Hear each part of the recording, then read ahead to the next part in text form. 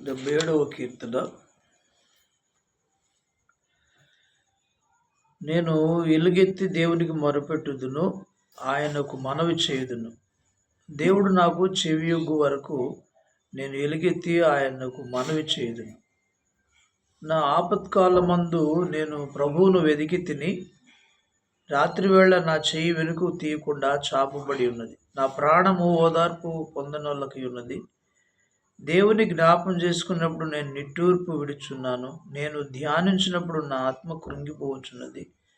నీవు నా కన్నులు మూతపడనీయవు. నేను కలవరపడుచు మాటలాడలేక ఉన్నాను. తొలిటి దినములను పూర్వకాల సంవత్సరములను నేను మనసునకు తెచ్చుకుందును. నేను పాడిన పాట రాత్రి యందు జ్ఞాపకం చేసుకుందును. హృదయమున ధ్యానముంచుకొందును. దేవా, నా ఆత్మ నీ తీర్పు మార్గము శ్రద్ధగా వెదికెను. ప్రభువు నిత్యము విడనాడున ఆయన ఇంకెన్నట్టు కటాక్షింపడా. ఆయన కృప ఎన్నటికీ లేకుండా మానిపోయినా. ఆయన సెలవిచ్చిన మాట తరతరములకు తప్పిపోయినా. దేవుడు కటాక్షింపక మానేనా. ఆయన కోపించి వాత్సల్యత చూపకుండునా. అందుకు నేను ఇలాగా అనుకొనుచున్నాను, మహోన్నతుని దక్షిణహస్తం మార్పు నొందెననుకొనుటకు నాకు కలిగిన శ్రమయే కారణం.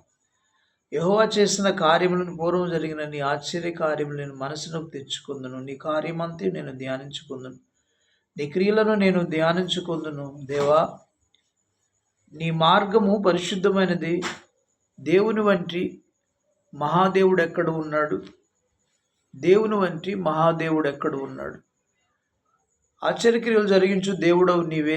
జనములలో నీ శక్తిని నీవు ప్రత్యక్షపరుచుకొని ఉన్నావు. నీ బాహుబలం వలన యాకోబు యోసేపుల సంతతి వారు నీ ప్రజలను నీవు విమోచించి ఉన్నావు. దేవా, జలములు నిన్ను చూచి దిగులు పడెను. అగాధ జలములు గజగజలాడెను. మేఘరాశులు నీళ్లు దిమ్మరించెను. అంతరిక్షము ఘోషించెను. నీ బాణములు నలుదిక్కుల పారెను. నీ ఉరుము ధ్వని సుడిగాలిలో మ్రోగెను. మెరుపులు లోకమును ప్రకాశింపచేసిన. భూమి వణికి కంపించెను. నీ మార్గము సముద్రములో ఉండెను. నీ త్రోవలు మహాజన్మలో ఉండెను. నీ అడుగుజాడలు గుర్తింపబడక ఉండెను.